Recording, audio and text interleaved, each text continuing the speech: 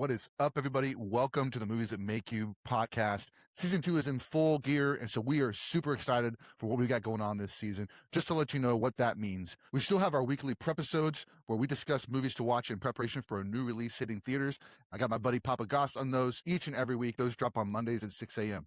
Also, we have our Creators Conversations. This is where we're interviewing people from the business and beyond to discuss what they do to create and how they create their art. So be on the lookout for that on YouTube. We're also doing our monthly watch-alongs where we pick a movie to watch. We live stream our conversation while we're watching the film on YouTube. This week, we're going to be talking about movies in preparation to see Ready or Not 2. I know that Ready or Not 2 dropped this past Friday, but we had planned this episode and this guest long before they moved the date up. So we wanted to make sure we still got this conversation in with our good friend Matt, the Spookie Okie. We're going to be talking about the first Ready or Not film, Abigail, and others to prepare for Ready or Not Here I Come. We hope you also check out our website at moviesthatmakeyoupodcast.com. There you can see all of our social links. You can listen to the podcast. You can watch the podcast. We also have our merch store. You can find tons of merch for Movies That Make You and our friends. We also have a link to our letterbox where you can see all the movies that we watch in preparation for the new releases, but also the movies that make you laugh, the movies that make you cry, the movies that make you scream, and everything in between. So before we get to this week's episode, let's check out what we got coming up on the Movies That Make You podcast. Next week, we're going to invite Zeke on the show to discuss Super Mario Galaxy. We're going to be discussing a lot of films that have to do with Nintendo, characters, Mario Brothers, etc. So it's going to be a fun episode to have Zeke on. The week after that, we've got Yes Chef. We're inviting my friend Zeus Castillo to be a part of the podcast. We're going to be discussing Chef, Burnt, and Boiling Point, all in preparation for You, Me, and Tuscany hitting theaters that Friday. The week after that, we've got Mummy May I. We're inviting the Horror Cat Dad back to have a fun conversation about another Universal monster, the Mummy. We'll be discussing the original Mummy, the first Mummy with Brendan Fraser, and the Mummy with Tom Cruise. The week after that, Kristen's going to be on the show. We're going to all be discussing musician biopics in preparation for Michael being dropped in theaters that Friday. We'll be discussing I Want to Dance with Somebody, Ray, A Complete Unknown, Back to Black, and Springsteen. We hope you'll join us. Hope those episodes excite you. So without further ado, let's get to the podcast. We are back with another episode of the Movies That Make You podcast. I am Sprang. I'm joined by my co-host, Mr. POPpaGoss. What is up, my buddy? Hello, friends. And we are so excited to welcome our newest friend to the podcast. He's been here now 3 times. This is his 3rd time being with us, and we're excited. Matt, the Spookie Okie. What is up, Matt? How's it going? Not much, man. How's it going? Good to be here. I'm excited to talk some movies, talk some. Yes. I'm so excited. I'm so excited. I can't even get the words out. How excited I am. I know. It's understandable. This new movie. Ready or Not 2. I finally got it. I was like, I'm going to get it in a minute. It's going to come through. I'm old, so it takes a while for it to go through. Yes. No, I'm excited, man. I'm so excited to talk these movies. I love all of them. Absolutely. So, you told us before this was even planned, this episode, because we hadn't even seen a trailer, I don't think, for Ready or Not 2, but you were like, are you guys excited for Ready or Not 2? I love the first one. And we were like, well, we got our guest for Ready or Not. So yeah, we're glad to have you back. On the episode from earlier this year. Yeah. It just happens in real time, guys. You're seeing history in the making every episode. Hey, if you're new to the podcast, what we do every single week is we talk about movies in preparation for a new release in theaters. This is Ready or Not 2. So we're going to be talking about some, what I call haunted houses. See what I did there? I like it. So we're going to talk about movies where there's somebody being hunted in the house. So we've got 4 movies we're going to talk about in preparation for this. But man, we've just had exciting things happening on the podcast. We've had some creator conversations drop. So be sure to go over to our YouTube and check those out. We've got more stuff coming on the way. We've got live streams happening at least once a month. We just had our Oscars one. Our next one's going to be in April, and we're going to be watching One Cut of the Dead with the creators of ZombieCON Volume 1. So you'll definitely want to check that out when you get over there. So yeah, just lots of fun stuff happening on the channel. So be sure to check it out. But let's. I think we just jump right in, guys. I think we just jump right into the movies. I do have to say something about ZombieCon. I just watched it. I finally watched it the other day. Nice. That movie is awesome. Heck yeah. I love that movie. That's Shout out to Kyle and Aaron. Yep, definitely. I finally got a chance to sit down and watch it. You guys have been telling me about it. I thoroughly enjoyed it. It's fantastic. It's just so fun. It's a good take. I mean, it's a good And I love independent movies like that too. So I mean, it's good to see them getting some traction with it. So well, Absolutely. and they're working on a ton right now with the app Screamify, which is really cool. So they're doing some little short films, little nice. short clips for a new segment. I just posted on my Instagram the other day, but yeah, look, keep an eye out on Screamify. ZombieCon, you can actually now watch it on the Screamify app. It is also available on Tubi. I was actually scrolling through Tubi the other day to find something else, and I said, "Hey, what the heck?" And I messaged Kyle. That's actually where I watched it. Yeah, I messaged Kyle, the director, and I said, "Hey, dude, you're on Tubi now," and he was like, "Oh yeah, we forgot to make an announcement." So they're on Tubi. I think they're also on Pluto, which is also free. So there's plenty of free options to go watch it. You know what we should do? We should do this right now. All right, everybody, we're on off the cuff. We're going to do a giveaway. We're doing a giveaway for a DVD copy of ZombieCon. All right, we're going to give it away. We're going to do a 3-week contest, comments and all that stuff. More details to come in the Instagram. So go to our Instagram, check that out. Also in the description of this video, we'll have the rules of the contest. But yeah, you can win your very own copy of ZombieCon Volume 1. It's good stuff. It's good stuff. It's fantastic. Physical media. Viva la physical media. Exactly. My wife loves physical media, especially when it shows up from Whatnot in a big box. Yes. Actually, finally, there's 2 Whatnot people. Shout out to Media Mayhem and Kayla's Countless Exchange. I know Matt has ordered from them as well. Kayla's taking a bunch of my money. Yes. Yeah. Kayla has does 2 shows a week, sometimes 3 shows a week. She sometimes gives away 4K players in her Whatnot shows like every week. But anyway, she's got some great giveaways. Yeah, she's good. I ordered a couple from both of their shows, and I finally unboxed it on a video that I'm editing right now. But I got some sweet stuff, so keep an eye out for that. But yeah, we got to keep physical media alive. So I'm happy we're giving away ZombieCon because absolutely we love it. We do. Did you guys watch Your Next? Mm-hmm. I've seen it a bunch. That's one of my buddy back in Colorado, Steven, he is like, that's one of his favorite movies. So when I worked at the video store, we watched that movie so many times. It's a fun one. Dude, I hadn't seen that movie. I came across it on I want to say it was Tubi. Yeah. And I was like, what is this mask? I was like, I have no idea what this is about, so I'm just going to watch it. I was like, holy mackerel. I said, that movie is awesome. The physical media for it is phenomenal. There's Lions. Yeah, there's a couple. So Walmart did like a run of collectible steelbooks that were not as expensive as the normal ones. And they were just Blu-ray, not 4K. But they did like Wolf Creek, You're Next. Wolf Creek is good too. Texas Chainsaw, The Beginning, I think. They did like 5 or 6 movies, but Your Next was one. It's a really pretty steelbook. And then Lionsgate, they do those like really cool Lionsgate Unlimited releases.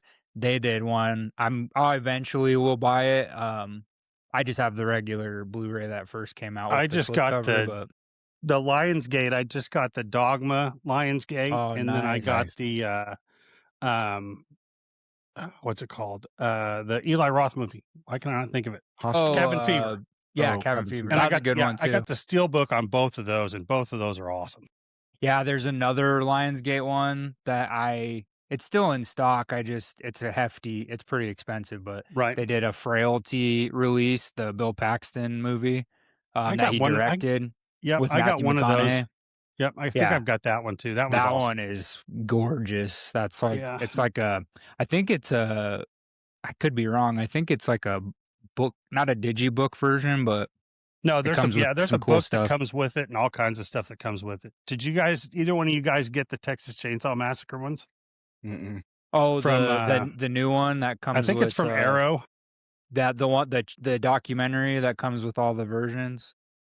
No, I do want that though. Just mainly. Well, I heard the documentary is really good too, but and I'll probably get it because I think I have I have almost all the big documentaries for horror. Right. Like I have the Nightmare on Elm Street one, which for our listeners and for you guys, if you've never seen, what's it called? Never Sleep Again. Yeah, Never Sleep Yeah, Again. that's They awesome. literally, it's long. It's super long. They break down every Right. single Nightmare movie, with behind the scenes footage, with interviews with the cast members. Right. And then the same thing they did Crystal Lake Memories. That one is all the Friday the 13th movies. It's the same creators. And then Nice. actually the It one was really good too. The Tim Curry, they did one. And actually Mike Levy, who we're about to have on soon, for our creator conversations, he was a producer on that documentary. That's awesome. It's that one's really awesome because it's got a ton of behind the scenes, Tim Curry, the makeup, the kids that were in that and stuff. So I want to go, since Tommy Lee Wallace is going to be at Frightmare, I've got to get him to sign a Halloween 3 poster, and then I think I may have to do either the DVD or track down a poster, because that one is probably one of my favorite ones. So I mean, I don't think it would cost you a ton. Man, I'm really bummed. They just had a big Texas Terror last weekend in San Antonio, and Tommy Lee was there, but there was incredible. They had like the whole entire Terrifier except for Damien. Also, there was another convention last weekend. I think it was Monsterpalooza or no, not Monsterpalooza. Monster Mania was what it was. But they had like the It Welcome to Derry, like all the kid actors. Oh, really? That'd have been awesome. Killer Media Podcast. Shout out to them. If you haven't been on their page to see what Tim got signed, he has this. I haven't. He has a poster from It, and it's I was messaging him about it because it's gorgeous. It's a huge poster, but he got all the kids to sign it that were there. That's awesome. The poster's limited to, I think he said, like 25 total posters that they made from Bottleneck Gallery, I believe. Wow. But yeah, if you have not, you need to go check. I need to post it on my Instagram because that thing is gorgeous. It's one of the prettiest cast pieces I've seen in a while. So that's awesome. Yeah, I'm looking jealous. I'm looking forward to Frightmare. I'm getting excited. Yeah, for sure.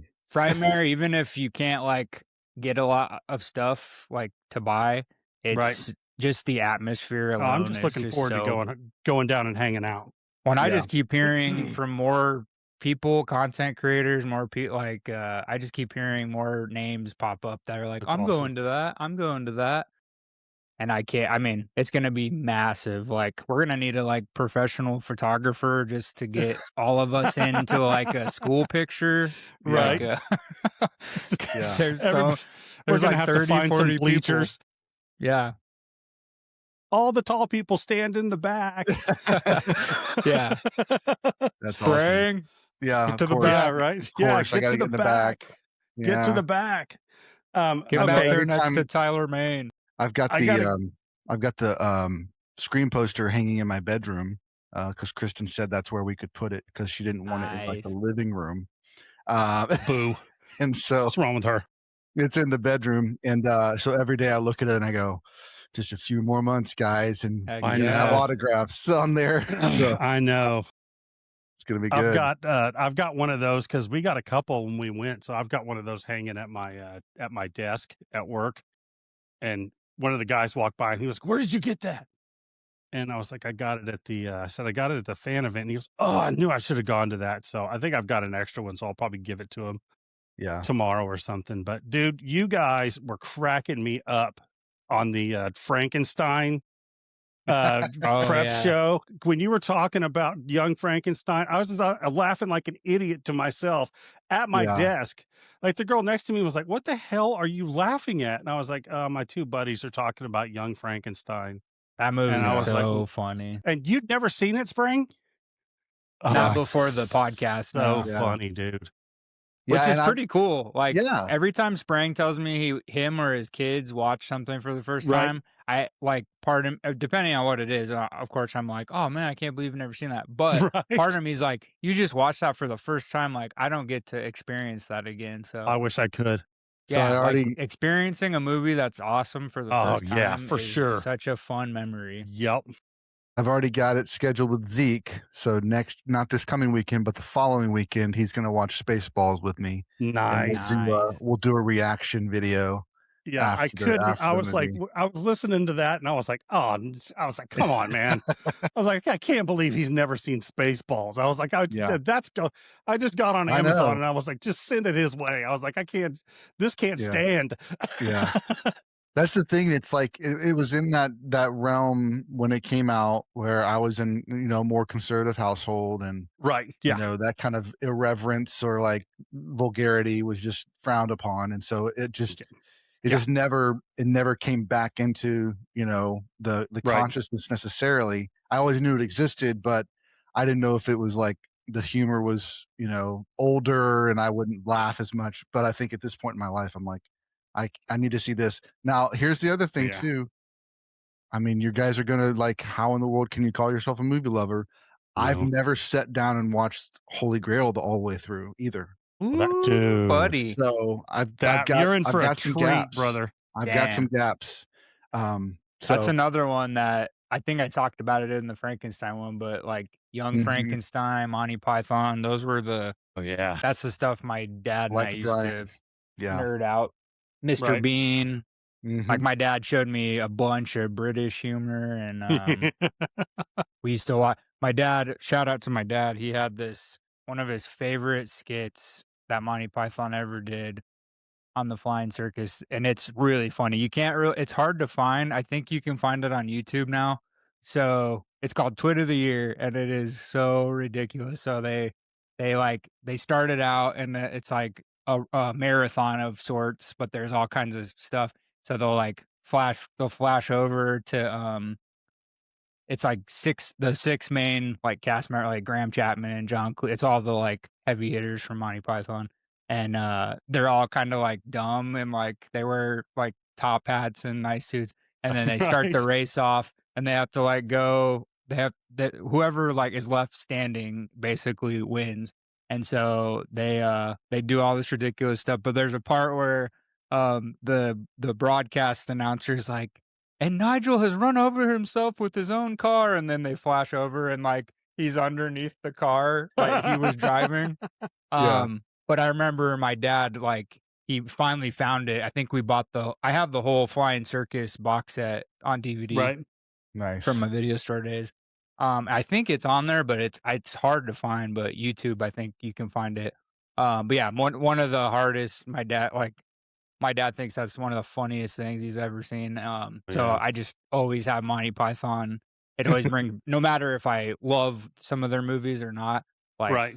I will always think of my dad because my dad's laughter is addictive once he starts cackling. So it's good. That's Right. awesome.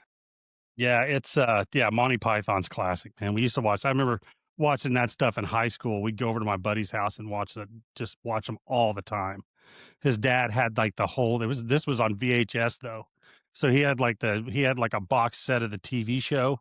So we would go over and Nice. just pop the TV show in and watch it forever. It was awesome. That's Yeah, amazing. it was that's funny. Yeah, that and then you brought up I was going, if one of these guys doesn't say wolf, I'm gonna lose my mind. I was Yeah. like, I'm gonna lose my mind. If one of those guys has to like that movie. Yeah. Yeah, And then all Wolf's three of us went like fantastic. nuts. I was like, yeah. I can't be the only one that likes that movie. So yeah, that movie is. Oh, I love that movie. Yeah, Mhm. great. I love it because it's a cast. different take. Right. And I just saw a clip. It was the clip where he's talking to her about how she doesn't want people to like her because she's pretty, but she doesn't have anything else going for her. And you want somebody that wants to get to know you so they can see the beauty that's inside you, but nobody's Right. going to do that because they're only going to talk to you because you're beautiful. And it was just this cool, like, kind of circular logic thing that he walked her through on that movie. But Yeah, it's also fun because it's Joker and Catwoman. I know. Kinda I was just thing, gonna say, yeah. right. Yeah. Yep. And Could Ultron. not love that. The Joker, Catwoman, and Ultron are all in the same movie. Yeah. Yeah. Yeah. Amazing. Yeah, that's Man, good yeah. stuff. What a great film. I think I It have. is good. I definitely own it. I think, yeah, I have it on Blu-ray somewhere. I have it somewhere. I was I'm going through a surprised that bunch one of. has never got like a special edition. Like it had a normal DVD and then a normal Yep. Blu-ray release, but it's never had like a slipcase or a steelbook or any. Like I thought that movie of all movies would get some kind of. That's Mike Nichols, right? Mike Nichols, Isn't he the one yeah. that directed it? Yeah, I remember when that movie came out. I was so excited. That was the OJ. I'll never forget that because we got out of the movie and the OJ chase was on. And I was, wow. yeah, it was like we literally I went golfing that whole day and I didn't put any sunblock on, so like the back of my calves, You're all sunburned. were completely fried. And I just stuck in my memory. Wolf was over, and I was like, that movie was awesome. But I hadn't moved because I was sunburnt. And I stood up, and I'm like, my skin had shrunk. So when I stood up, it just all started. I was like, I might scream. I was like, I can't scream like a baby, but this is killing me right now. Yeah, that. Then we went home, and the OJ chase was on. I remember that. I mean, I was a kid. That was 94, right? Yep. Yeah, so I was 6 years old, but I remember my parents, they were watching TV or something. Yeah, I remember that was on seeing it every but channel. Yeah, not until I grew up a little bit later did I realize what all that was. And like, there's been so many documentaries made about that whole thing, but like, they are some of the greatest. Like, they're so intriguing, you can't stop. ESPN did a 6-part one that was one of the best I think it won an Oscar too, but one of the best documentaries ever made. I love documentaries. The thing that disappoints me the most about DVDs now is they don't do the behind the scenes like they used to. Because they used to do like I think I've seen that. Have you guys seen the documentary Under Pressure, the making of The Abyss? Yes. No, yeah. You gotta watch that. I think literally I've watched that documentary more than I've watched the movie. That's awesome. I mean, it's just amazing that you see James Cameron sitting under the water because he's got to decompress because he's been under there with a monitor, like editing the movie underwater because he's got to sit under there for so long. Yeah, that movie. Yeah, that movie's awesome. Crazy. I love that movie. Well, Fox used to, because that was made by 20th Century Fox. That used to be, Fox used to be. I mean, even on the VHS copies, you would at the end of the movie, you'd get like all a kinds documentary of or whatever. Exorcist. There's a digibook Blu-ray version for one of the anniversary editions that has like a 3-hour behind the scenes documentary. That's awesome. I love that stuff. Fantastic. Nowadays, you kind of only see it with like the indie films, which is kind of odd. Like you would think they wouldn't be able to afford all that, but they're the ones that like mostly have it on their Blu-rays and stuff. So yeah, because I went in and watched paying somebody to do it; they're doing it themselves.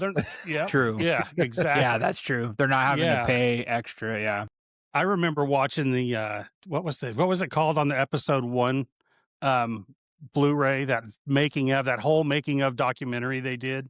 Oh, like Star Wars from like start to finish. Episode 1. That's an awesome documentary. Yeah, anything that takes a lot of like, if there's a ton of practicality effects and stuff, that's the docu stuff that I live for. Yeah, like I can't I haven't pre-ordered it yet, but they did The Thing. They have the new documentary coming out. Oh yeah, it's a little pricey, but like you can get a credit in the credits for it, and all the packages that they offer. And the Blu-ray one, you get the Blu-ray copy when it comes out in May. You get a credit on the documentary. You get like a patch, a poster, and whatever. But it's like $100 for that set. But I think it's worth it because I mean you get to be in the credits of this awesome documentary. Possibly near John Carpenter's name. I don't know. But that'd be awesome. It looks like they brought everybody back to interview. So Kurt Russell's in it, Carpenter's in it. Have you seen Kurt Russell lately? He looks the same. Yeah, he does. Like they had a picture. They had a picture of him. Like someone posted a picture of him now and a picture of him from Big Trouble. Yeah, he has gray hair. That's it. Just gray. Exact same haircut, everything, and he has gray hair. I was like, wow. Yeah, it's crazy. It's crazy. Yeah, that's he's been promoting Monarchs. Monarch because he Yeah. does that Godzilla TV show on I need to finish the Apple. first season. I need to finish the first season. I saw the first 2 episodes. I want to go back and finish it. I don't have I need to sign up for Apple. I think I have like a free trial too, but they usually have like 7 days or something like well, that. I think with my new iPhone when I upgrade, I think they sent me like 3 months for free or something. I so bet they. I'm sure they I just need to did. cash in on that.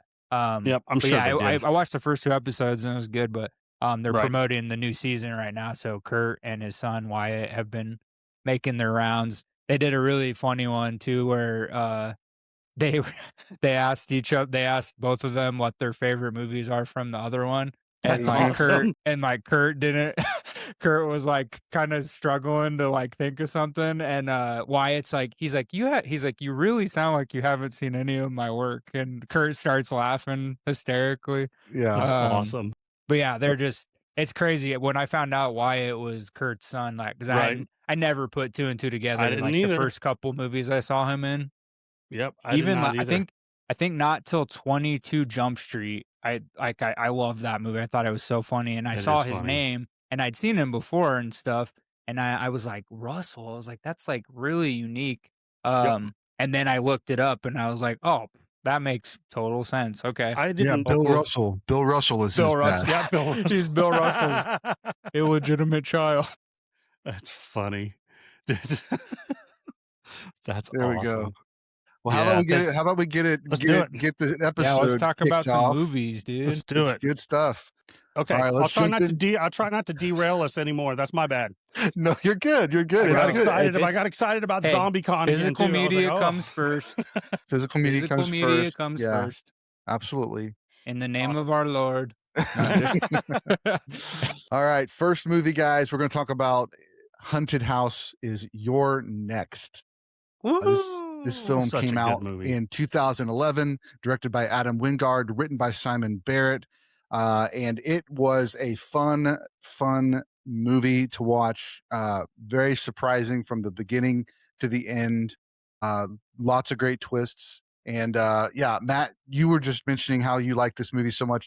Let's hear it, man. What you got? I love for this. movie? You know what? I love this movie. It was. I actually started watching because Barbara Crampton was in it, and I love her from Reanimator. And I don't know that I recognize anybody else in the movie other than the guy that plays the dad. Mhm. I can't remember his name, but he's like one of those that guy. You know, oh, it's that guy. Yep. He's been in this movie. But no, it was just, you know, and it just, I mean, it screams from the beginning. I mean, it just kind of sets it up, and then they just let it rip. And just all the, you know, the masks are awesome, kills are awesome. Yeah. Oh, Just the whole thing is just nuts. yeah. I mean, you know, the setup of the boyfriend's in on it, and it's just, yeah, he brings her along, and no one has any idea that she grew up in a survivalist camp or whatever. Yeah. She starts building all this stuff. It's just, it's fantastic. Yeah, absolutely. Yeah, one of the sons brings a girlfriend along on this family gathering. Feels like there's always been this tension between the whole family. The brothers are at each other's throats. They don't really want to be there for the parents, but they're all there. They're trying to make amends and make it work, and then all hell breaks loose, and people start getting killed. What has one of my favorite kills I've ever seen in my life when just trying to run out the door and something bad happens. That's just, I never saw that coming, and that was so amazing. So amazing. Yep. Like I said, twists and turns. Josh, what you got? What do you got for your next? Yeah, both of you, nailed it on the head. It's so much fun. I mean, from start to finish, even the opening sequence kind of just hooks you in right away. They don't mess around. They get right into the action, basically. One of the family members in the movie is played by Ty West, and if that name sounds familiar, he did the X trilogy, X, Maxine, and Pearl. Oh, is he really? He Who also is he? did House of the Dead. He's Tariq. He plays Tariq in the movie. I had no idea that was him. Yeah, so he kind of dabbled in acting and stuff. And then of course, like, I think him and Adam have been friends for a long time. Right. Adam is also another name, the guy who directed this for our audience. That might sound familiar. He did the last 2 Godzilla movies, not the Godzilla -1, but the New Empire and the First Kong. Vs. Kong. So he did those 2 movies. Awesome. He also did he did a segment in the first VHS, which I remember being really awesome. What was the mask or the house, I should say. So the house that they filmed in was actually an abandoned house. It had been abandoned for like 12 years, so I don't think they had to pay any extra. It was just like an abandoned antique house. Nice. So that's kind of cool because I mean, you wouldn't be able to tell because they probably doctored it up and stuff, but Right. really cool. And then I think the masks you were talking about, I'm pretty positive. I'm trying to remember the name of the game. I was looking it up real quick, but the main mask was based off of a video game. I'm trying to find it real quick. I think it was called Miami Hotline or Right. Interesting. Miami or Hotline Miami. So the mask, I'm pretty sure it's the main mask, like the what is it, a kitty cat or whatever? I think it's a cat, right? It was a Yeah. cat and then a Yeah. is there a sheep? Yeah. I think I think one of them sure is. it's I bunny or think something. I think that one is like literally a WWE mask that they used to sell that they just spray. It looked like they just spray painted it or something. Yeah. Yeah. Because I was like, I'm fairly sure. The second time I watched it, I was like, I'm fairly sure my kid had one of those at some point. It wasn't that same color, but I was like, I'm pretty Yeah. sure I bought one of those for him. That's amazing. And yeah, I mean, it's a fun movie. I mean, if It is fun. if you don't watch, I mean, obviously you probably wouldn't be watching this episode if you're not somewhat into horror, but Yeah. this one's definitely like not as creepy as like The Strangers. Like that's a little bit more dark Yeah. and realistic. Yep. This is more just Playful, like a yeah. really fun, kind of nod to a lot of classic films as far as like the kills and the gore. Yep. And it's not super long. It goes by pretty quick, but it's a blast. So Yeah, check out. it is fun. It is definitely a fun ride. It reminded me of, I was like, this is like a crazy adult Home Alone. I was just about to say that. Yep. You know what I mean? I was like, it's Yep. just like she's building all these traps and all. The Mhm. end is I think the end is my favorite. Yeah. Is when I won't spoil Yeah. it, but you know, somebody ahead. comes through a door. Yeah, I was gonna mention that too. Like, I feel like it's a adult Home Alone. It's the role reversal where the beginning of Yeah. the movie is, the killer trying to take them out, and then it switches, and it's now the killers are trying to not be killed by this one person. And I think that's just a really fun flip on the roles. Yeah. Yep. A couple of things that I really liked the score. I can't remember exactly which scene it was, but there was one that had like a classical organ sound to it. So it gave us this more classical movie soundtrack.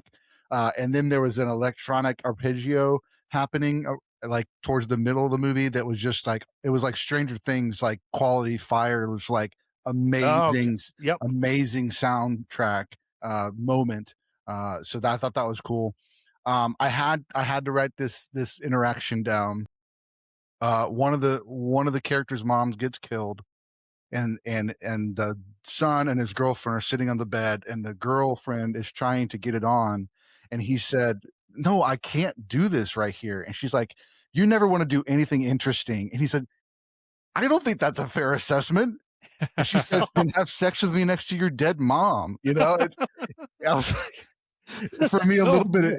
I know it felt a little bit like Parks and Rec, like with Andy and Audrey Plaza's character. A little bit of that kind of just like silly, but it's so dark and morbid as well. Oh yeah. So I thought that was great. And like I said, a couple of twists. There's a couple of beats in the movie that just catch you right off guard. It's just great fun. You never know what's coming next, and it's entertaining from start to finish. Yep, I loved it. I think the director also did the new Blair Witch reboot as well. He sure did. Oh, I like that one's good too. Yeah, I actually enjoyed that one. Yeah. He also did, I know it wasn't heavily received with glowing reviews, but for all the anime lovers, he did the live action Death Note on Netflix as Okay. well. Yeah. Yeah. Really? Yeah, with Nat Wolff, I think, was the main actor in that, but Yeah, and he yeah, he ended did up that as well. he did that, and then I think very closely did Hereditary, which kind of elevated him a little bit further than the Death Note did. Yeah, Nat Wolff, yeah. Nat Wolff, yeah. Yeah. And also the screenwriter for this also has worked with the director on those Godzilla Kong movies as well. So Do you guys like those? I do. I really enjoyed I do too. Kong and Godzilla. That was the first movie. So that came out the week that theaters opened back up after COVID. Mhm. And I remember I took my brother-in-law to go see it, and I thought it was fun. I mean, it had some really cool moments. New Empire, I have not seen. I've only seen like the first like 30 minutes. Yeah. I started it one night and then I just couldn't go back and finish it yet. So The interesting thing about that series, because I've watched it through at least everything once, a lot of those early ones twice, because I Right. watched them and then we watched them with the boys to kind of gear up for the podcast and everything. And it's like the first Godzilla, the second Godzilla felt a little bit more serious. They were taking a serious take on it. Kong Skull Island felt a little bit more goofy, like a little bit. Mhm. There's more lightheartedness about it, but it still had some like heaviness to it. Once it became Godzilla vs. Kong, Godzilla Yeah. X Kong, and then Yep. Empire, it's just like they're just like leaning into. We just want to see monsters yeah, fight. I'll be like, right just, back. like, Sorry. yeah. Yeah, We you're just good. want to see the monsters fight. Just give us a. And so that's been kind of the enjoyable part about it, is how ridiculous can it get, you know? That's what I loved about it too, and I think that's what I enjoy about like the first Pacific Rim. I love Yeah. the first Pacific Rim movie because it's just, I mean, I don't know what you're expecting to get when you go into one of those movies.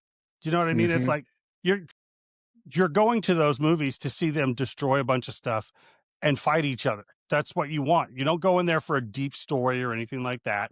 You know what I mean? And then the last one where they go under the earth or whatever, and they've got was that the last one? I get confused, man. They all run Yeah, together for New me at some Empire, point. and then they find that kind of New Empire's original awesome. Kong. Yeah. Yep. Yeah, I love those movies. I think those movies are great. Anyway, derailed again. No, not at all. That's Not what at I all. do. It was related. The director did them. So Yeah, right. So yeah, those are fun. Yeah, those are really fun. yeah, absolutely. Absolutely. Well, let's jump into the next movie we got. The next movie we're talking about is Until Dawn. This is based off of a video game from back in 2015. Basically, the story unfolds. A girl and her friends are all trying to find her sister because her sister went missing in this weird area. They end up getting to that area, and then things start going crazy for them. And we get a little bit of a Groundhog Day type feel to where they're trying to survive the night. And if they can make it until dawn, see right there, See, if there they it can is. make it until dawn, then they survive and they get to leave. But yeah, Matt, as our guest, man, why don't you go first? Tell us a little bit about Until Dawn. Absolutely. I love this movie when I saw it, and I watched it based on the poster. Like I was flipping through Oh, yeah. Apple, and my wife loves it when I do this too. When I'm flipping through Apple, and they have one that's like $4.99, and I'm like, oh well, I can't even go buy a meal at McDonald's for $4.99, so I'll watch that for $4. So I bought it, and I was like, man, this movie is great. I mean, it screams from the beginning. I mean, even more than You're Next. I mean, it starts right off the bat, and it barely lets up. I mean, it might let up for like 15 minutes when they're coming in and getting to the house, but that whole, the whole drive through the rain I thought was really cool. And there's just that wall of rain where they drive through and it's not raining anymore, and it looks like I think they're surrounded by clouds, right? So it looks like they're in like the eye of a hurricane. Yeah. One joke I have to say about that is that the guy, the douchey boyfriend, is like, oh, it's called a water wall, like the song. You mean Oh my- Wonderwall? Are you talking about the Oasis song Wonderwall? It's Right. so I thought that was a very clever joke, only for those paying attention. Waterwall. Oh yeah, Waterwall, like the song. That's so funny. Oh Yeah. but yeah, no, I loved it because I don't know why I didn't pick up on it the first time I watched it. I picked up more on it this time. That every night it changes genre. Mm, So like the first one is like a slasher. I think it's a killer clown thing. mhm. And then it switches to, I think it's like supernatural. And then it switches to like, I don't know, some kind of zombie or something like that. But it literally hits, I think, every genre of horror movie. And there's tons of practical effects in it, which I absolutely, if you can go practical, please do, because it looks so much better. Yeah. Mhm. You know, and I think the director spent a lot of time I think it got a bad rap because I'm sure there was a whole lot of people, you know, like Silent Hill and all the Mhm. any other video game that they make is never going to be as good. You know, the movie's never going to be as good as the video game. Right. But I thought this one was I thought it was a good take on it. I thought all the acting was good. The girl that was in the Hellraiser remake is awesome. I can't remember her name. She's the one with the black curly hair, and the nose ring. I don't think she plays the sister, but yeah, I loved it. I thought it was really good. Yeah. Absolutely. Odessa Izan, I think is who you were mentioning. Yeah, that's who it is. Yep. Quick shout out that she was just in Marty Supreme, which is an Oscar nominated film. And she's Yeah. also in a nice. show on HBO with the girl from the Girl Fight Club movie. And I'm blanking on, but it's like she goes to visit LA and everything. It's just a show Right. on HBO, but she's in Yeah. that as well. But yeah, I liked Ella Rubin as the main character. First time I saw her, I think was Far East was a movie I saw her in, and then she was in that one where Anne Hathaway is her mom and falls in love with a younger guy. Right. And that one came out a couple years ago. Yeah, I'm with you. I want to let Josh go first because I don't want to take all of his flair. So Josh, Oh, why you're don't you go good. next? No, so I just watched it recently just to prepare for this episode. I didn't get to see it in theaters or anything, but I enjoyed it like Matt. I mean, it's the practical stuff obviously suckered me in, but it's fun. I mean, it's got some cool stuff. It's kind of I never played the game either. I remember when the games came out, I think the first game, I'm pretty sure I was working at the video store at the time, so I remember seeing that get traded in quite often, especially for like Xbox. Um, but yeah, the director, I mean, he's done a lot of work. David F. Sandberg, he actually made the original short and the full version of Lights Out, which was a breakout hit. So he Oh, did nice. if you've never seen the short that the Lights Out's based off of, it's Right. terrifying. It's actually creepier than the entire movie, but yeah, he did that. He did both Shazam movies. I know the second one didn't do very well, but the first one was received very well. Mhm. And then I Didn't he do also one of the wanted to bring Annabelle? up what's that? I think he did one of the Annabelle movies, didn't he? Yeah, Annabelle Creations. Yep. Yeah, so or Annabelle Creation, not Creations, but yeah, and I know that one was fairly well received of the Annabelle trilogy. Mhm. Yeah, he's done a lot. He's a Swedish, I believe. Yeah, Swedish film director. Um, Also, I wanted to bring up the cinematographer for this throwback to our very first creators conversation, Frontier Crucible. The cinematographer who did Until Dawn actually did Frontier Crucible, and Oh, I brought nice. that up in that interview. But Yeah. Maxime Alexander, fantastic cinematographer. He did The Nun, he did Shazam, he did Crawl, the alligator movie. I Until absolutely sorry. Dawn. I'm gonna derail for a second. No, you're good. Sorry, I can't not mention Crawl as Right. one of the greatest. I'm It's gonna call it a awesome. creature. I'm gonna call it a creature feature. It's not really a Yeah. creature feature, but that was another one that I was like, I don't know what this is about. I'm gonna watch it. And I was like, I've probably Mhm. watched it like 10 times now. It's so good. Yeah, Yeah. I it's mean, a it is fun one, so yeah, it is so it's so unnerving and just it's just a right? blast. Well, and Yeah. that's another one where like the set is, I mean, it's all practical. Yeah, Like they right. just rented out a set and like flooded it and like made, you can tell the authenticity of it. But yeah, that guy Maxime Alexandra, he did Frontier Crucible, which is a great western if you haven't seen it. But we had a producer and a artist, storyboard artist on our creator conversation about that movie. And I brought the cinematographer up because he's done a lot of awesome work. But yeah, it's fun. I mean, I don't know the lore, like I said, I didn't play the games.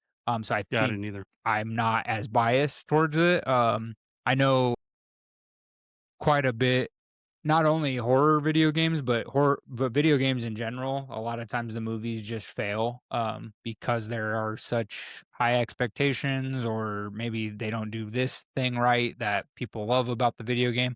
Um, and not till like recently we've been getting some pretty solid like video Right. game adaptations. So um I think this one was good. I mean, it was fairly well received. It did pretty okay at the box office, nothing earth shattering, but I think David Sandberg is a ambitious director. He's Mhm. not old and he's not super young, but I think he's done enough on his resume that hopefully we'll get some other cool like horror adaptations or even something unique like Lights Out. So yeah, it's a fun one. I back to what Matt was saying about the practical effects. Like some of the effects are bonkers, but they're so fun. They Like really I was are. watching it for the first time a couple of nights ago, and I was like, "Oh my god, this is insane!"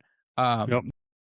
Especially there's a sequence where they drink the water, Yes. um, and and they just start like exploding, like all the all the people just start exploding, and the effects are so good, and Yeah, they're awesome.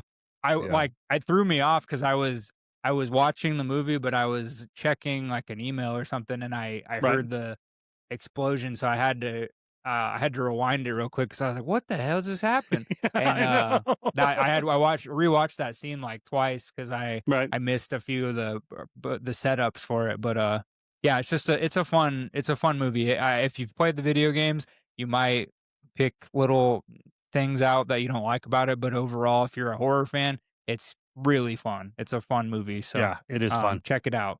Absolutely. I'd say like we just talked about it a couple of months ago, I think, or at least a couple of weeks ago. Groundhog Day. You got Happy Death Day, which is a really Mhm. fun kind of happy. Yep. And this one kind of it doesn't fall into the same day, but it is the night, and you kind of have to repeat. So that's kind of a fun play on it too. I did feel like that there was one Evil Dead reference homage when they're trying to crawl out of the tunnel. The girl does it at the very beginning, but it's not as Yep. obvious. And then later, the sister's trying to crawl out, and it's like completely like Oh, just like yeah. the original Evil Dead cover. So I thought Yep. that was cool. Yeah. That had to be on purpose. I thought that when they did try to leave, and they see that huge, like 54-foot tall monster that's just in Yeah. the distance, I was just like, Yep. "Oh, that's amazing!"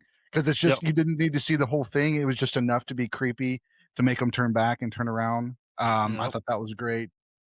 Um, Kind of speaking to like the video game style of storytelling, I feel like that once they arrived at the house and there was the book, there was the missing person wall. Some of those things I feel like are probably like very specific. It felt like it could be very specific homages to what was in the video game when you first show up at the house or something like that. Maybe Right. not. Maybe that was just for the movie, but it felt like a little bit like kind of hints of like a Silent Hill, kind of introducing us to the world that we're going to be in for the next little bit. And these are the key pieces to that story. The clock turning back. It was the timing, the sand clock flipping over. Hourglass. Yeah, the hourglass. Thank you. So yeah, I mean, I first time I watched it, I gave it like 3.5 stars, I think, and this time I moved it up. I was like, that was just too much Yeah. fun to not be a little bit Yep. higher. Yeah. Like you guys mentioned, good kills. Creepy old lady in that one night. They had that. Creepy dolls. Yes. It's got Oh that yeah, one the room dolls. of my kid Braden was sitting in there watching. He'll come in and watch a little bit and then he'll leave. He doesn't really like horror movies. Yeah. And he was sitting there and he kind of turned around and then he turned back around and it was just all those masks just all Yeah. around that Oh room. yeah, And yeah. That was so great. his classic is always, nope, not doing it. And he just got up and left. And then he came back and it was the part where he was kicking the clown. He was Mhm. kicking the clown doll and it was just full of those creepy dolls. Yeah. And he was like, oh, hell no. Nope, I'm going. Bye. And just turned around and walked over. He was like, I'm done. I'm not going. I'm not watching Yeah. this. I tried, Dad. Yeah. I'm not doing it. For sure. For sure. Good times though, man. If you like those kind of movies, you'll have a great time watching. Absolutely. Next up, we're going to talk about Abigail. This is one of those movies that it kind of gives away one of the main plot points in the trailer. Abigail is a young ballerina turned into a vampire, and the people that were there thinking they were there to protect the girl are actually just there for her to play with and have some food by the end of the night. If they do make it again through the night, I guess they're going to get rescued or they're going to get released. But this has got a great cast: Melissa Barrera, Dan Stevens, Katherine Newton, who is also a connective tissue to Ready or Not because she plays Samara Weaving's sister in Ready or Not 2. Right. Also, kind of one of my old favorites, Kevin Durand. He's amazing. We also have the great late Angus Cloud is in there, and then Giancarlo Esposito is there as well as Matthew Good.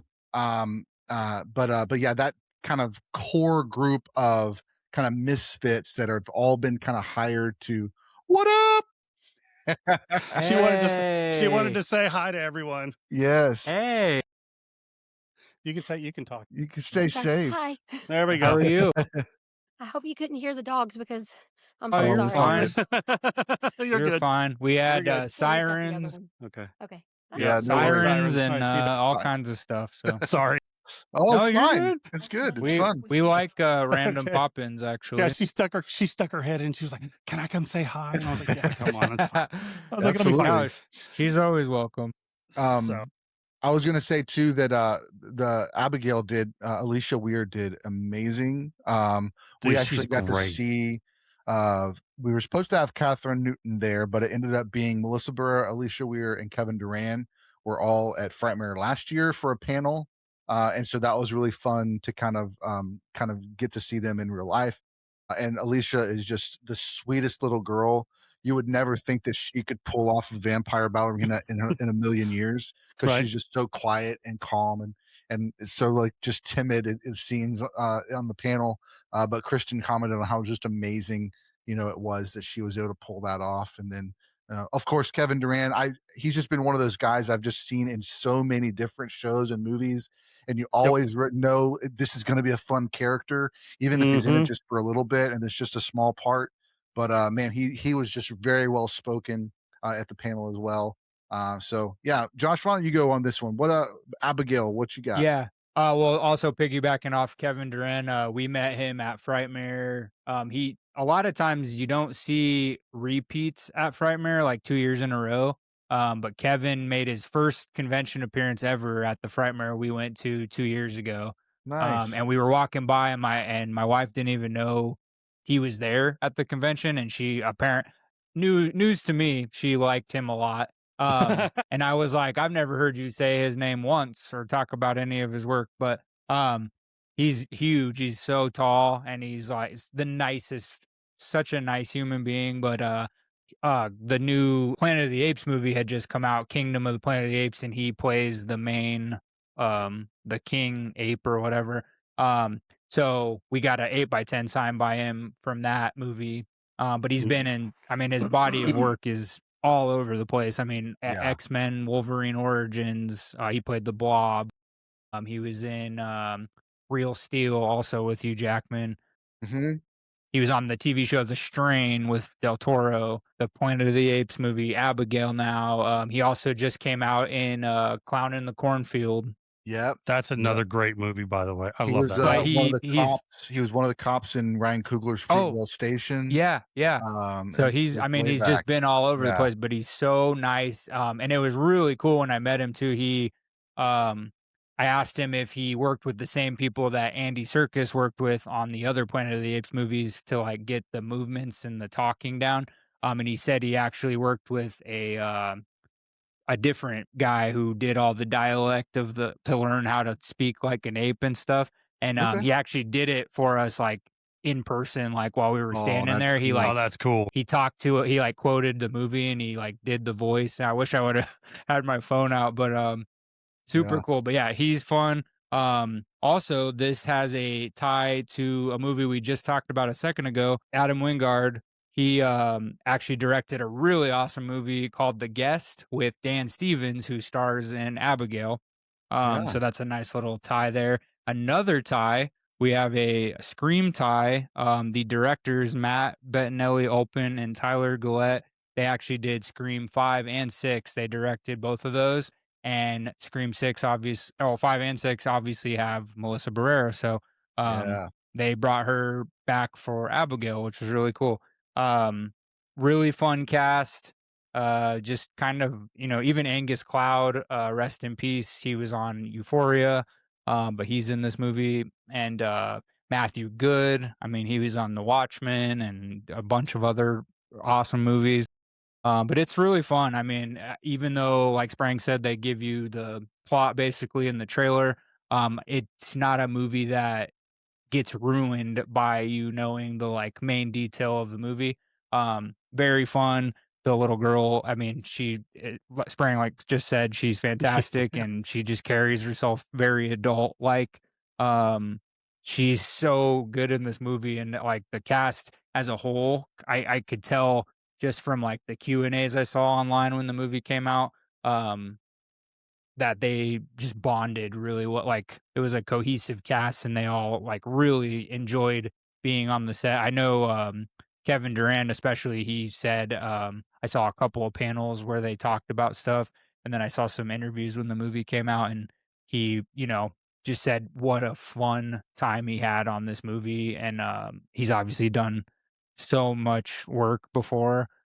But yeah, it's just a fun one. It's got some really cool, gore. It's not heavily like gory or anything like that, like a typical horror movie.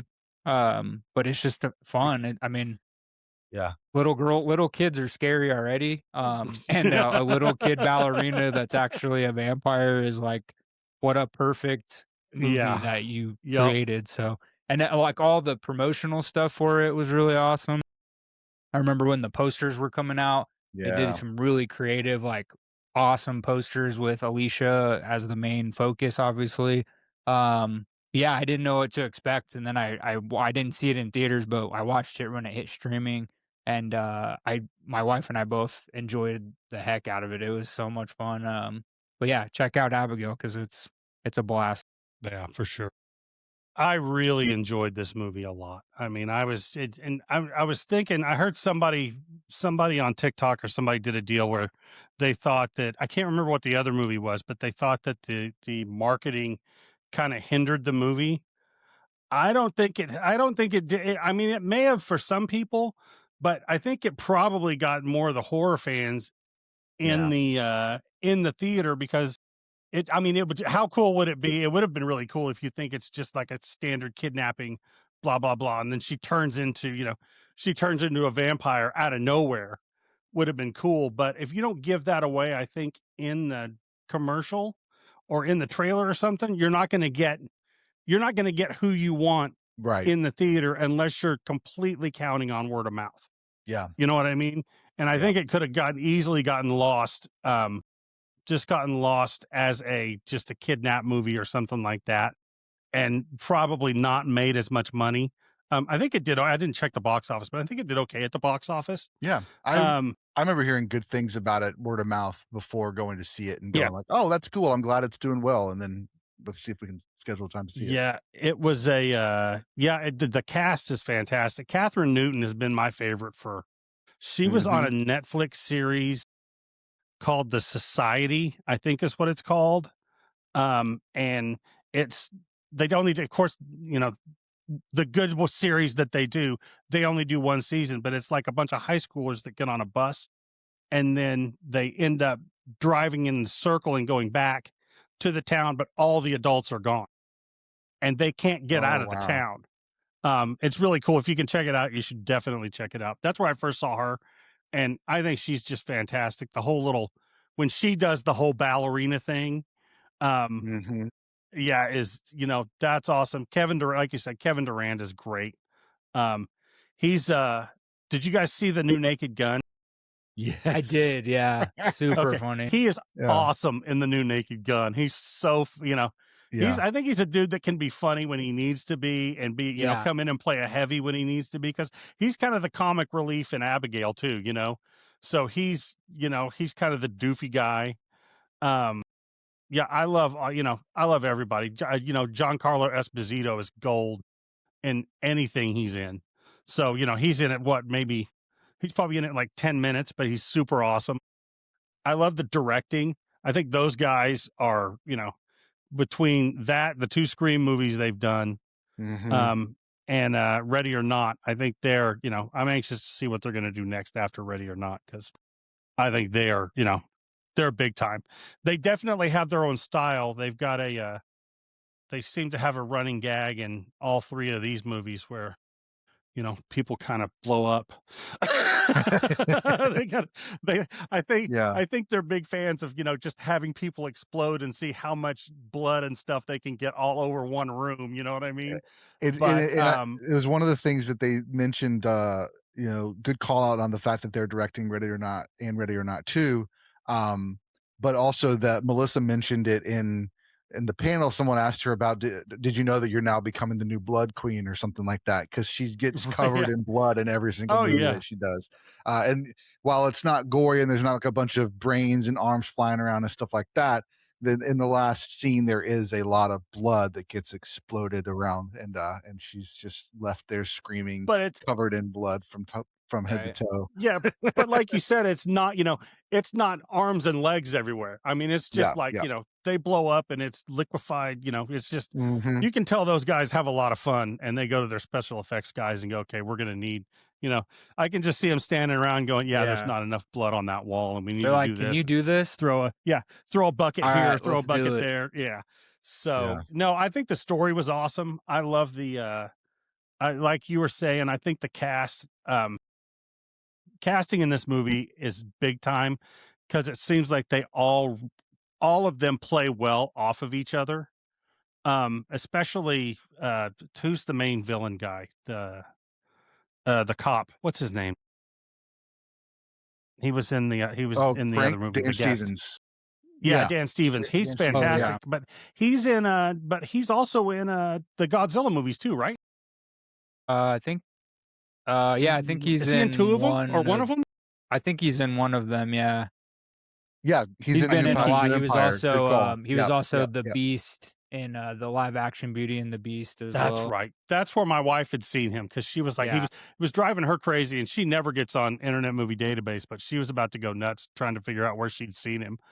Yes. But yeah, I mean, that's, that movie's just a lot of fun. I think the soundtrack's good. I don't know, that movie that movie for me flows really well. It doesn't seem like it's, some movies will slow down. I think it's an hour and 40, something like that. Hour and 40. It's under like 2 hours, 49, right? I think. So, it's under 2 hours. So, if you can get a movie for me, I mean, I have a hard time sitting still. So, when I see 3 hours, I'm like, oh, God. Right. Come on. And I have a bladder like an infant too. So I'm going to jump up, 3-hour movie. I'm getting up about 4 times to go to the bathroom. But it just flowed really well. So I thought it was great. Yeah. And it was also, I guess, the working title I think they just had it as like a decoy title, was called Dracula's Daughter. That's awesome. They originally had it. Right. There's also a nod to Bela Lugosi in this movie. The Rolls Royce, the registration number, it's BLU 9051. And that's cool. nice. And obviously Bela Lugosi played Dracula most famously, but a lot of other things. That's really cool. And then the another fun fact that I was reading, the opening music is from the ballet Swan Lake, which is like super famous, and it had its last final curtain call or whatever in or something at the Moscow theater, and they used it also in Dracula, Bela Lugosi, 1931. So I Oh, thought that cool. was kind of cool. So yeah, like that opening music, the Swan Lake music. They Yeah. used it in Abigail. So a lot of nods to the Universal monsters, which Classics. is cool. Yeah. Yeah. Yeah, that's great. Absolutely.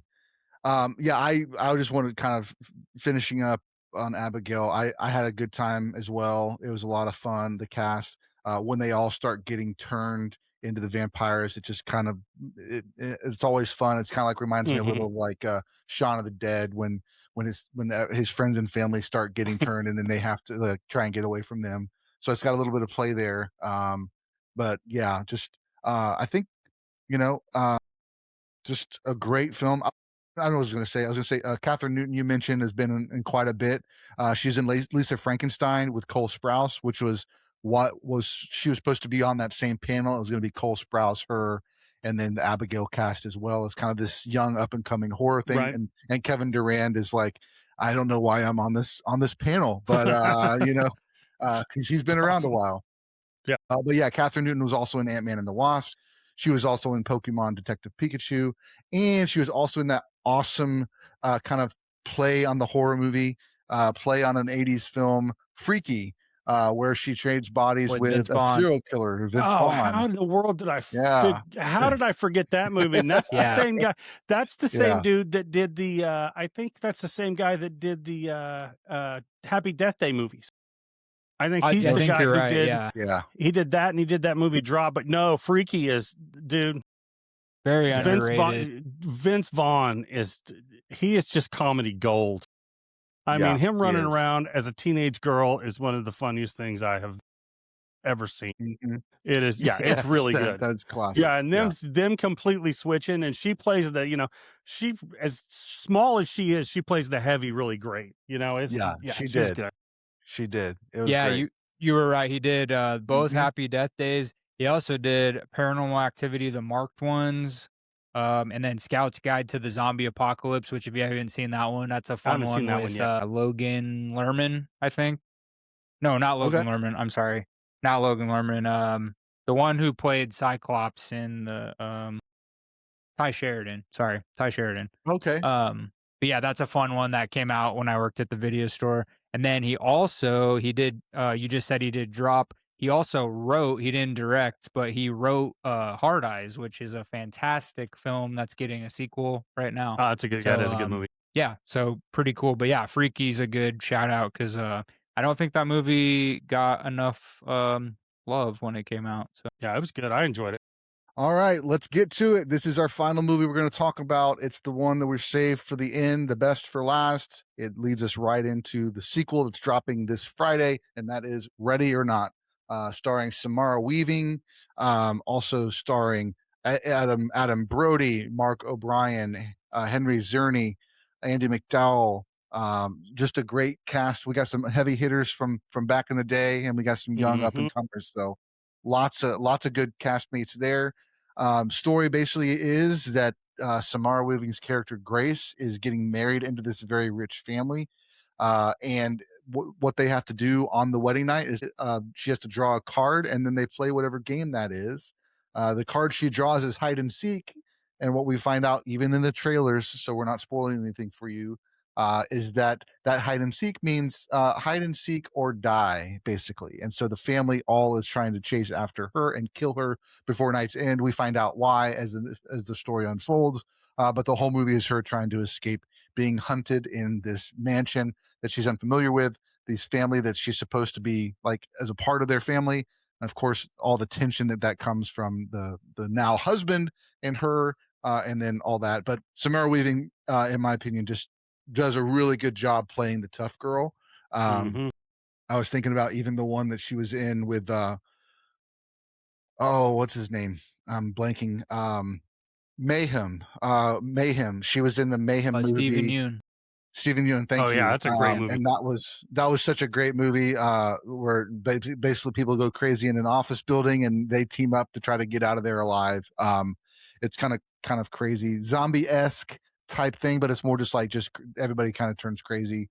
But yeah, she's great.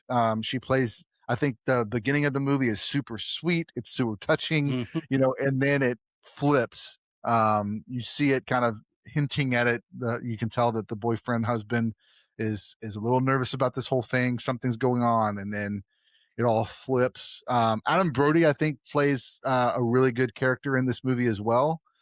He's a part of the family. He knows what's happening. He's going about it though without being super excited about it, but he's still doing it. And then he makes some decisions throughout the movie that kind of go against his family as well, while he's just drunk the whole time. Another Scream connection because he was in Scream 5. So that's kind of a fun little tie back to this director, kind of repeating these directors, kind of repeating some of their cast. So Matt, why don't you take it away, man? What's standouts about Ready or Not? I'll tell you, the person who stands out the most to me is Andie MacDowell. I just remember her from the sweet lady from Bill Murray's trying to hook up with in Groundhog Day. She's been in, she always plays the really nice mom, or someone who you want to, and then in this movie she's just she still has that feeling of the nice mom, but I'm gonna kill you at the same time, you know what I mean? So it makes it even more creepy. I love her, and I can't say enough about Samara Weaving. She is, I mean, you're right, she can go from sweet to absolutely crazy, just at the drop of a hat, I think. Adam Brody's awesome. I can't even remember the guy's name. I always say the guy from Patriot Games, the guy with the gray hair, who plays the dad. What is his name? I can't remember. Henry Czerny. Yeah, I remember him he was most in Mission from Impossible. the first. That's Mission it. Impossible. That's the one. Yeah. Yeah, that's what I remember him from as well. I That always gum remember him scene from and the dinner. Yep, I always remember him from Patriot Games because he's got Harrison Ford pinned up against the wall, and he's telling him, "You don't have one of these get out of jail free cards, do you?" And he's got the piece of paper. So yeah, he always plays a good, he always plays a good dick. He's always the guy who's, you want to punch in the face. So yeah, and then the action in this movie is fantastic, and some of the kills are great. Some of them come out of nowhere, and you're like, what? What just happened? And then the turn, I knew some, and I didn't know a whole lot about it, but the whole Katherine Newton says it in the trailer. She goes, "You married into a satanic cult and you didn't know." You know what I mean? Like, you didn't pick up on that at all. Yeah. So, that whole thing is, that whole thing's awesome. And yeah, it's just, I think my favorite scene of her, the frustration is when she falls into the pit. And then she's getting out, and the little kid shoots her in the hand, and then she has to crawl out, and she has to put the hole that's in her hand on the nail and drag herself out, and then she just rolls over like, what else? She just gets drugged through the ringer, and she's fantastic.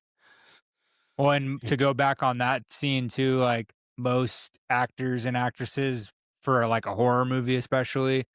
Even if it's a horror comedy, like they're not gonna go all in, like as real of emotions as possible. Right. And I mean, she's like genuinely in pain. Like when that hand goes through that nail and she pulls her, like she is like exerting all her energy to give that perforance. So she's cool. great. And she's got one of the greatest screams ever. I don't know. It kind of it kind of fluctuates or something. I can't even describe it. It's just crazy. She's so good. Have you guys seen Azrael? I think it's called Azrael. Yes, I was going to bring that up. Thank you for bringing that up. That movie is great. Yes, and it's she is the main lead, and she's she's the one you're following the entire time. Very good. She doesn't have it. I've only seen it once. It's been a long time. She doesn't have a whole lot of dialogue in that movie either, does she? Does she have any dialogue in that movie? I think that's one of the big kickers for the movie is that there was very little dialogue, if any, at all. And it's like a dystopian, because it's a dystopian future where talking is illegal.